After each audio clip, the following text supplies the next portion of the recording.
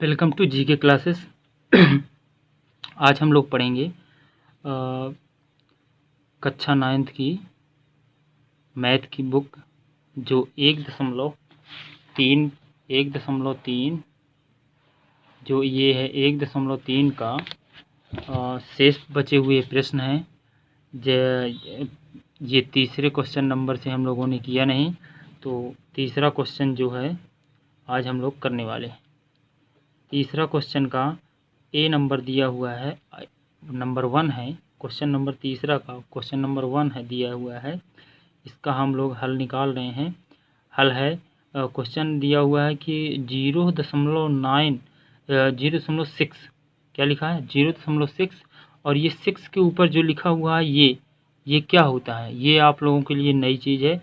ये है बार, इसको कहते हैं बार। ये क्या है, 6 के ऊपर जो ये छोटी सी डंडी खींची हुई है, लाइन खींचा हुआ है, वो होता है बार। तो इस बार के बारे में हम लोग जानते हैं। इसके पहले जानने से पहले हम लोग ये देख लेते हैं कि ये बार आता कैसे है। देखिए, अनवसानी आवर्ती आप लोगों ने पढ़ा है। अनवसानी आवर्ती, इस स्थिति में शेष फल की पुनरावृत्ति होती है। तो जो पुनरावृत्ति होती है, जैसे एग्जाम्पल के रूप में 1/3 और 1 में हम लोग 3 का भाग दिए थे, तो ये भाग नहीं जा रहा था, 0 आया, और 3 3 3 3 3 भागफल में आता है। शेष फल हमेशा एक एक आता रहता है। तो ये जो 3 है, तो 3 को हम, ये अनंत तक जा रहा है, कहीं भी रुक नहीं रहा है, 3 3 जाता जाएगा। तो इसलिए इसको हम दर्शाने के लिए 0.3 भी बड़े ही आसानी से लिख सकते हैं। इसके ऊपर बार चढ़ा, इस बार का मतलब होता ही है कि इस शब्द, इस अक्षर की जो संख्या के ऊपर बार लगा है, इस संख्या की पुनरावृत्ति हो रही है। आप लोग अच्छे समझिएगा, ये संख्या की पुनरावृत्ति हो रही है। इसके ऊपर जो संख्या की पुनरावृत्ति होती है, उसी के ऊपर बार का चिन्ह चढ़ाया जाता है। ठीक है, तो हम लोग हल करेंगे। क्वेश्चन नंबर तीसरा का पहला है 0.6 और उसके ऊपर बार तो हुआ है, तो 6 6 6 6 लिख सकते हैं हम। ये लिख सकते हैं, और यहाँ डॉट डॉट डॉट डॉट लिख सकते हैं। ठीक है, तो ये लिखने के बाद अब इसको हम मान लेते हैं यक्स, माना यक्स, और यक्स बराबर हो जाएगा 0.666। समीकरण ये हो जाएगा 1। क्या हो गया, समीकरण 1, समीकरण 1 ये है 1, और 1 में 10 का गुणा करने पर हमने समीकरण 1 में 10 का गुणा करने पर 10 का गुणा कर रहे हैं। तो देखिए, 10 का गुणा जब यक्स में करेंगे तो हो जाएगा 10 यक्स। क्या हो जाएगा, इसके पहले 1 होता है, 1 लिखा नहीं जाता, यक्स के पहले 1 होता है, तो ये क्या हो जाएगा 10 यक्स बराबर 10 का हम जब यहाँ गुणा करेंगे 0.6 में हम 10 का गुणा करेंगे, तो देखिए 10 छक्का 60 आया। देखिए 1 अंक बाद दशमलव था, तो हमको भी 1 अंक बाद दशमलव लिख देना है। तो क्या आ गया, 10 छक्का 60, तो 1 अंक बाद आया। तो दशमलव के एक, ये जो दशमलव था, ये दशमलव 1 अंक, अगर 10 का गुणा करते 1 अंक बढ़ जाएगा, 100 का करते हैं 2 बढ़ जाएगा, और इसी तरह 1000 का करते हैं तो 3 बढ़ जाएगा। इसी तरह जितने जीरो होते उतना अंक इकाई की तरफ खिसकता जाएगा। ठीक है, तो इसको हम क्या लिख सकते हैं, 6.6666 लिख सकते हैं। ये हो गया समीकरण नंबर 2। समीकरण नंबर 2 हो गया। अब समीकरण नंबर 2 में इसमें क्या करना है हमको, समीकरण 2 में से 1 को घटाने पर, 1 को घटाने पर, हमने 1 को घटाया, तो सबसे पहले लिख लेते हैं समीकरण नंबर 2, 10 यक्स बराबर 6.6666। ये हो है समीकरण नंबर 2, क्योंकि हमको 2 में से 1 घटाना है। माइनस में लिखना है 1 क्या है, यक्स बराबर 0.66666 हमने ये लिखा। इसके बाद इसको आपस में घटा देना है। तो देखिए, इकाई से हमको घटाना करना चाहिए, तो 6 में 6 जाएगा 0, 6 में 6 0 0 0। देखिए दशमलव दोनों 4 अंक के बाद लगे हुए, तो हमको 4 अंक बाद ही उतार देना है। इसके बाद 6 में हम 0 को घटाएंगे तो 6 आएगा, और यहाँ आ जाएगा। देखिए 10 यक्स इसके पास थे, इसके पास 1 यक्स है वो भी माइनस का, तो 10 यक्स में 1 यक्स गया तो 9 यक्स बची। अब देखिए यहाँ यक्स बराबर आ जाएगा 6/9। तो 9, देखिए 3 से दोनों कट रहा, 3 दूना 6 हो जाएगा और 3 त्रिकाई 9 हो जाएगा। तो ये हमारा आ गया 3/2। क्या आ गया? 2/3, सॉरी 2/3। तो हमको ये क्या है, P/Q के रूप में हमने लिख दिया, P/Q के रूप में ANS आंसर। ठीक। इसके बाद हमको लगाना है दूसरा, जो जिसका संख्या लिखा है 0.477 के ऊपर बार। आप लोग ये क्वेश्चन लिखा हुआ है, आप लोग हम लोग इसको हल कर रहे हैं, तीसरे क्वेश्चन का दूसरा। ठीक है।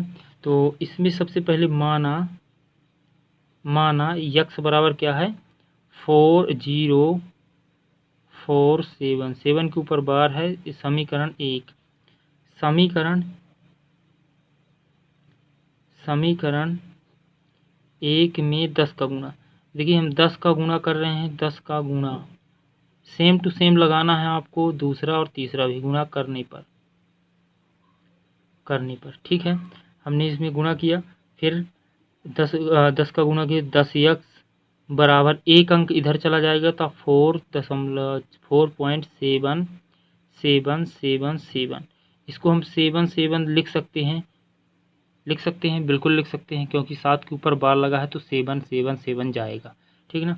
क्यों 7 जाएगा? क्योंकि सिर्फ और सिर्फ 7 के ऊपर बार लगा है, इसलिए 7 हम अधिकतम चाहे जितनी बार लिख सकते हैं। जितनी बार लिखें तो 1 में भी लिखें, 2 में भी लिखें। ठीक है। और इसके बाद आएगा समीकरण, ये हो जाएगा 2, समीकरण नंबर 2। अब समीकरण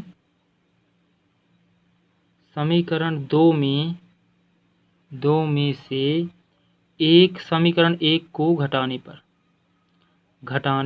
पर। ठीक। तो समीकरण हम 2 में से 1 घटाएंगे तो 2 को लिख लेना, 10 यक्स बराबर 4.7777। ये हो गया समीकरण नंबर 2। और यक्स माइनस का यक्स बराबर 0.4777। ठीक। ये हमने लिखा। इसको अब आपस में घटा देना। देखिए 7 में 7 0 0 0 और 7 में 4 गया 3, और यहाँ दशमलव देखिए 4 अंक बाद दशमलव, तो यहाँ भी दशमलव और 4 आया। देखिए इसमें 10 यक्स में 1 यक्स जाएगा तो 9 यक्स आएगा। और देखिए यहाँ यक्स बराबर क्या आ रहा है, यहाँ देखिए अब हमको यहाँ जगह नहीं है, इसलिए हम यहाँ लगा रहे हैं साइड में, आप लोग देखिएगा। ठीक है। देखिए यहाँ है 9 यक्स बराबर 4.3। देखिए अब इन जीरो को लिखने से कोई मतलब नहीं है, तो ठीक है हम लोग अभी 0 लिखते हैं। तो यक्स बराबर आ जाएगा, दशमलव के बाद जो लिखा हुआ है 4.39, ये हम लिख सकते। इन 0 से कोई लेना देना नहीं है, क्योंकि ये वहाँ की 0 कोई मान्य नहीं है। देखिए अब यहाँ दशमलव में है, 1 अंक बाद दशमलव है, लेकिन यहाँ दशमलव में नहीं है, एक दशमलव है ही नहीं। तो हम लोग क्या करेंगे, ऊपर नीचे 10 का गुणा करेंगे। क्या करेंगे, ऊपर नीचे 10 का गुणा। 1 अंक बाद है 10 का गुणा करते, अगर 2 अंक बाद होता 100 का गुणा करते, और 3 अंक बाद होता तो 1000 का गुणा करते। तो गुणा 10 का किया तो हमको क्या प्राप्त होगा, ये हो जाएगा 43 और ये हो जाएगा 90। ठीक। ये हमारा P/Q के रूप में आ गया, P/Q के रूप में आ गया आंसर। ठीक। अब आपको तीसरा लगाना है, जो कि वो आपके लिए होमवर्क है। क्वेश्चन नंबर तीसरा जो है, तीसरे का तीसरा है, वो आप लोगों के लिए होमवर्क है। क्या है, आप लोग उसको करिएगा, समझिएगा और देखिएगा। क्या है, तीसरा होमवर्क है। ठीक है। अब अगला क्वेश्चन हम लोग लगाते हैं। देखिए क्वेश्चन नंबर 4 हम लोग लगा रहे हैं 0.9999। कितनी बार 9 है, 5 बार 9 है। तो देखिए आप लोग एक बात समझ रहे होंगे कि इसमें भी पुनरावृत्ति हो रही है। जो ये 9 अंक है इसमें भी पुनरावृत्ति हो रही है। तो कुल मिलाकर अगर हम लोग इसको 0.9 लिख सकते हैं, बिल्कुल लिख सकते हैं, बिल्कुल लिख सकते हैं। लिख सकते, क्यों नहीं लिख सकते? क्योंकि 9 की पुनरावृत्ति बार बार हो रही है बार बार, तो हम 9 के ऊपर बार इसको लिख सकते हैं। तो सेम टू सेम अभी हम लोगों ने तीसरे क्वेश्चन को पहला दूसरा लगाया और तीसरा आपके लिए होमवर्क दे दिया, चौथा भी बहुत ही सरल है। देखिए हमने यक्स माना, यक्स बराबर 0.99 कितने बार 9 है? 5 बार 9 है। समीकरण नंबर 1 हो गया। अब समीकरण एक में 10 का गुणा करने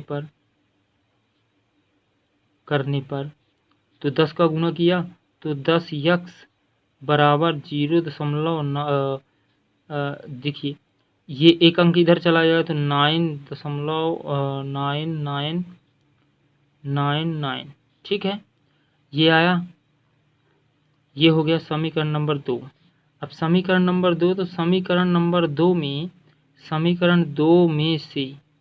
में से एक को घटाने पर तो 2 को हमने लिखा पहले 10 यक्स बराबर 9.9999, ठीक, 9। ये समीकरण नंबर 2 हो गया। अब समीकरण 1 में घटाना है, 1 को घटाना है तो ये 0.99999, ठीक, इसको हमने घटाया। देखिए ये सब कैंसिल होते जा रहे हैं, 0 0 0 0 आया। यहाँ दशमलव के बाद ये 5 अंक, तो ये 9 आया। यहाँ आया, देखिए 10 यक्स में 1 यक्स जाएगा तो 9 यक्स बचेगा, तो यक्स बराबर आ जाएगा 9/9। तो इसका आंसर है यक्स बराबर 9। यक्स बराबर क्या आएगा? 9 1 से कट जाता है तो यक्स बराबर 1 आएगा। 1 आ गया, तो 1 आएगा तो इसका आंसर क्या हो जाएगा? 1 P/Q के रूप में ये हो गया 1/1, 1 ही आएगा, ठीक। अब क्वेश्चन नंबर 5। देखिए क्वेश्चन नंबर 5 है जिसमें कह रहा 1.17 के इस दशमलव प्रसार में अंकों को पुनरावृत्ति खंड में अंकों की अधिकतम संख्या क्या हो सकती है? अपने उत्तर की जांच करने के लिए विभाजन क्रिया कीजिए। ठीक है, हम लोगों को इसको विभाजन करना है।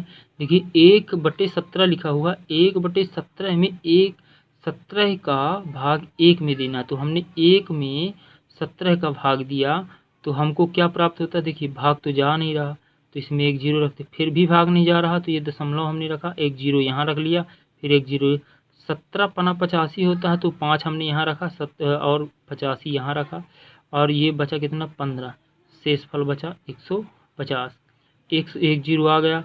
अब 17 और ऐसा पहाड़ा पढ़ना है 17 का कि 150 से अधिक ना हो, तो इस तरह करते करते हमको ये चीज़ प्राप्त होती है। यहाँ से देखिए 5 8 2 3 5 2 9 4 1 1 7 6 4 7, तो ये चीज़ हमको यहाँ प्राप्त होती है। जिसकी पुनरावृत्ति नहीं हो रही है, इसकी पुनरावृत्ति कहाँ से हो रही है? देखिए इतनी संख्या आने के बाद जो दशमलव प्रसार है तो यहाँ तक आएगा, इसके बाद ही इसकी पुनरावृत्ति हो रही, यही हमारा आंसर हो जाएगा।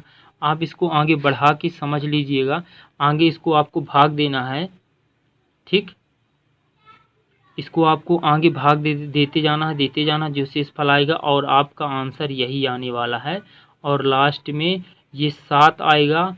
7 के बाद देखिए पुनः 0 5 8 2 3 पुनः वापस पुनरावृत्ति होगी। ये सबसे लंबा ये बार लगा हुआ है इसमें कि इन संख्याओं की इसके बाद पुनरावृत्ति होगी।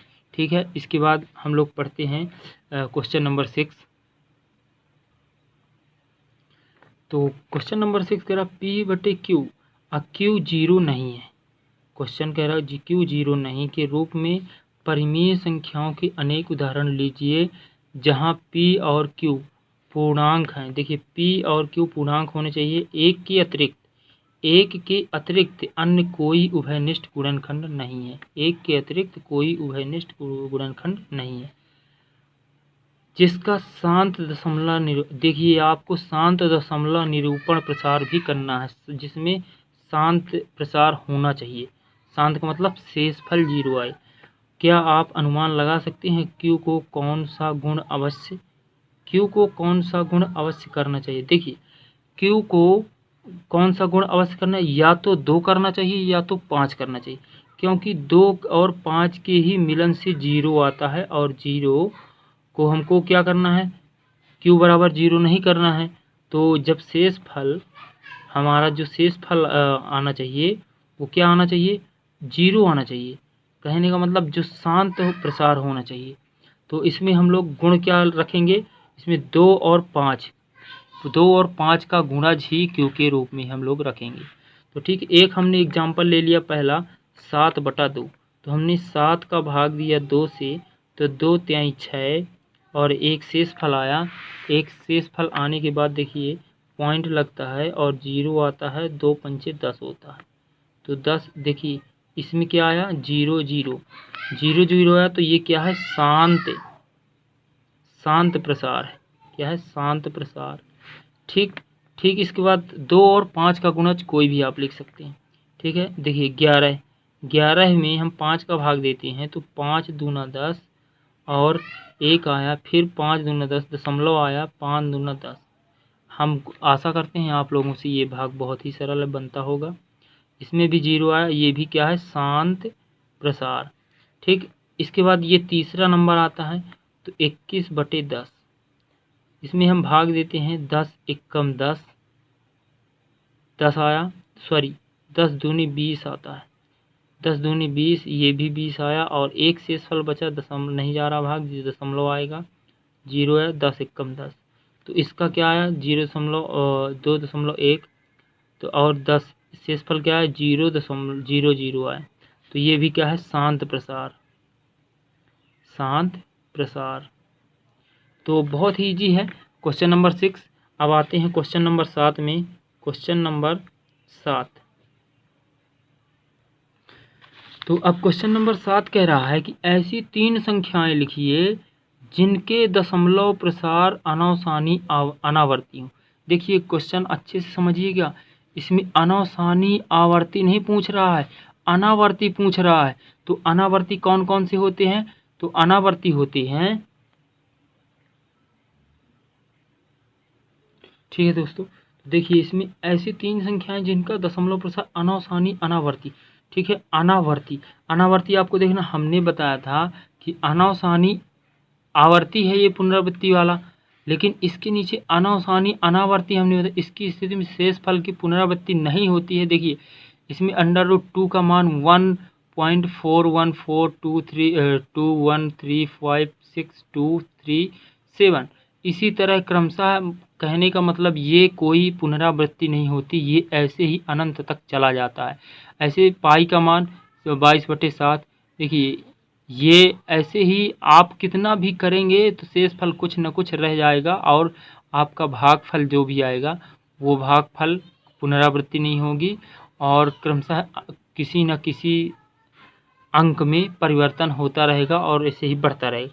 तो आप लोग समझ गएंगे, आई होप मैं कि आप लोग ये बात को समझ गए होंगे कि इन 3 संख्याओं को आपको क्या लिख देना, √2 का मान लिख देना और पाई का मान लिख देना, और कोई भी संख्या आप लिख दीजिएगा कि जो भी दशमलव पुनरावृत्ति ना हो और आपस में ये कटे ना, शेषफल 0 ना हो। ठीक है, अब क्वेश्चन नंबर हम 7 का बता ही दिए हैं, अब क्वेश्चन नंबर 8 में बढ़ते हैं। ठीक है, क्वेश्चन नंबर 8 कह रहा है कि परिमेय संख्याएं 5/7 और 9/11 के बीच 3 अलग अलग अपरिमेय संख्याएं ज्ञात कीजिए। ठीक है, हम लोग ज्ञात कर सकते हैं। देखिए 5/7 व 9/11, 11 के बीच की अलग अलग, देखिए इसमें कौन कौन, सबसे पहले हम भाग देंगे 5 में 7 का 7 7 49 होता है, भाग तो जा ही नहीं रहा, तो दशमलव आएगा, फिर 0 आया, 7 7 49 आ रहा है, और 1 आ रहा है, 0 आ रहा है, 7 एकम 7 आ रहा है, और फिर 7 3 आ रहा है, 7 चौक 28 आ रहा है, ये आ रहा है 2, 7 दूनी 14 आ रहा है, 14 6, और 7 8 56 होता है, इस तरह ये भी क्या संख्या है, एक अपरिमेय संख्या है। कहने का मतलब देखिए है तो परिमेय, लेकिन देखिए ये कह रहा है अपरिमेय, इन दोनों के बीच जो भी अपरिमेय संख्या है उनको ज्ञात करने के लिए बोल। देखिए इसका ऐसे ही हम भाग देते जाएंगे तो ये आ रहा है, दशमलव के 3 अंक बाद ही लेना चाहिए, हमने 4-5 अंक लिख दिया है, कोई बात नहीं। तो अब इसमें 9 में हमने 11 का भाग दिया, यहाँ नहीं आ रहा, 0 भाग नहीं पहुँच रहा, 0 आया। 11 88 करेंगे, 88 आया। 2 आया, 0 आया। 11 एकम 11 करेंगे और 11 9 11 88 आया। ठीक, देखो फिर से पुनरावृत्ति हो रही है। 2 आया, 11 एकम 11, 81 की तो पुनरावृत्ति हो रही, लेकिन यहाँ भी पुनरावृत्ति होगी। ठीक है, इस तरह हम लोग अब इन दोनों संख्याओं का मान क्या आया है, ये इनके और इनके बीच की जो संख्याएं हैं वही अपरिमेय संख्याएं। कौन कौन सी अपरिमेय हो, देखिए इसके और इसके बीच की संख्या, इसके और इसको 0.71 और 0.81, इनके और इनके बीच की संख्याएं क्या होनी चाहिए, अपरिमेय। तो पहली संख्या हम लिख रहे हैं अपरिमेय संख्या। देखिए क्वेश्चन में कह रहा अपरिमेय संख्याएं, जैसे हमने लिख दिया 7 1 4 0, फिर हमने लिख दिया 7 1 4 00, फिर हमने लिख दिया 7 1 4 000। देखिए हर बार अलग अलग संख्याएं परिवर्तन हो रही हैं। 7 1 4 4 0 लिख दिए। इसी तरह ये संख्याएं जाती जाएंगी। ये हो गया। अब दूसरा हम लिख सकते हैं 720 0.720 7200 7200 7240। इसी तरह हम लिख सकते हैं, कुछ भी संख्या लिख सकते हैं। 0, इनकी पुनरावृत्ति नहीं होनी चाहिए और शांत भी, शेषफल भी 0 नहीं आना चाहिए। और इसको लिख सकते हैं 750 7500 7500 75। इसी तरह आप डॉट डॉट डॉट डॉट करके कितनी भी संख्याएं, अनंत बहुत सारी संख्याएं, कितनी भी संख्याएं लिख सकते हैं। क्वेश्चन नंबर 9, अब आप लोगों को समझना है। यहाँ देखिए 23 तो पहले ही ये रूट में संख्या है, इसको हम p/q के रूप में नहीं लिख सकते, इसलिए हमने बताया भी है इसके पहले। ठीक है, क्वेश्चन नंबर 9 है, इसमें सभी को पहले को क्या है, पहला अपरिमेय संख्या है। क्या है, अपरिमेय। क्यों है, अभी बताते हैं क्यों है। देखिए ये रूट में जो 23 लिखा है, ये रूट में p/q के रूप में इसको कभी लिखा जा सकता, कभी नहीं लिखा जा सकता, इसलिए ये क्या है, अपरिमेय संख्या। p/q के रूप में इसको नहीं लिख सकते, इसलिए अपरिमेय संख्या है। क्योंकि 23 किसी का भी वर्ग नहीं है, ना कुछ है। देखिए अब दूसरा नंबर कह रहा है √25 √225। ये देखिए ये 15 का स्क्वायर है, 15 गुणे 15 आप करेंगे तो ये रूट में इसमें से एक 15 बाहर आएगा, और ये एक क्या है, परिमेय संख्या है, परिमेय संख्या है, परिमेय संख्या है। तो क्या है, दूसरा क्या है, परिमेय संख्या है। अब पहली क्या है, अपरिमेय संख्या है। अब ठीक है, इसके बाद तीसरा है देखिए 0.3796 ये है। तो इसमें क्या है, देखिए ये परिमेय संख्या। क्यों परिमेय संख्या है, देखिए इसमें सबसे पहले ये कहीं ना कहीं शेषफल 0 आता होगा, शांत संख्या है, शांत प्रसार है, इसलिए ये परिमेय संख्या है। और आप इसको हल भी करके देख सकते हैं कि ये परिमेय संख्या है। ठीक है, इसके बाद क्वेश्चन नंबर 4 है, ये देखिए ये अपरिमेय संख्या है। क्यों अपरिमेय संख्या, आप देख सकते हैं ये 4784 और फिर 78, ये क्या कर रही है, बार बार रिपीट कर रही है। आप देख सकते हैं 478 4 7 के बाद 478 478, इस संख्या को बार बार रिपीट कर रही है। क्या कर रही है,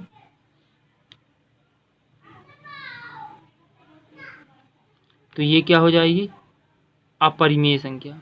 क्या हो जाएगी, अपरिमेय, अपरिमेय।